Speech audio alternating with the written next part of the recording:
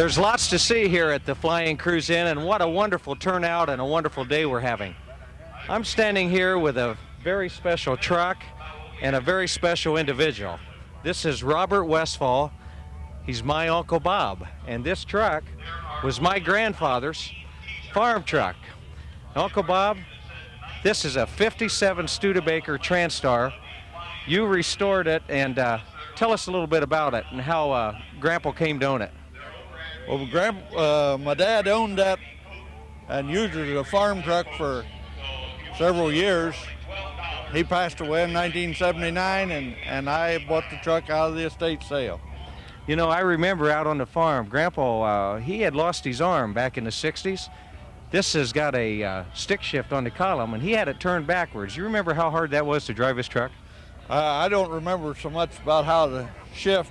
After you learned the way, it was simple enough, but it was backwards to what it was when it was on the right side. Well, I remember trying to drive it one time, and man, it was all backwards, but he could go right through the gears. Sure. When you learned it, why you could handle it. Well, you've owned it a number of years, and it's been in several parades over at Van Buren, and you sure enjoy driving it around. We love to parade in the truck and hear the compliments from people on the streets, and which we get several. Well, there's not very many of them around that you see. Not too many Studebaker pickup trucks. Now, is the paint scheme, is it original, or did you modify it a little bit?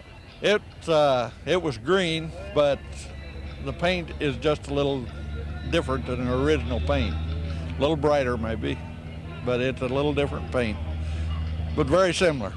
It has a 6-cylinder engine? 6-cylinder Champion engine, which is a real small engine, and you look under the hood, you can see daylight clear to the ground. Well, I mean, when Grandpa had it, it was a half-ton truck, but it was an old farm truck. He really worked it, didn't he? He used it for what he bought it for. It had white paint on it in places where he'd been standing in it and painting and spilled some paint and that sort of thing, but he used it as a truck. Now, I notice it doesn't have a rear bumper on it. It never did have. And so a lot of trucks at that time didn't have a rear bumper unless they was ordered with it. So if you could find one, you might put it on, though, huh? I have tried to find, but they're kind of scarce. Well, there might be some of our viewers that might know where there's a bumper for an old Studebaker, and we'd like to know about it if they do, huh? Yeah, the bumper and the mounting brackets, but I want original. I don't want something that's made up for it. I just want to put it on original if I put a bumper on it. Well, Uncle Bob, I know I appreciate you preserving this truck and bringing it out here to the Flying. It means a lot to me. When I saw it drive up, it just brought a lot of memories back. I remember a few years ago, the first time that I saw it, it brought a tear or two, you know, to my eye. We appreciate you preserving it and keeping this truck for all of us to enjoy.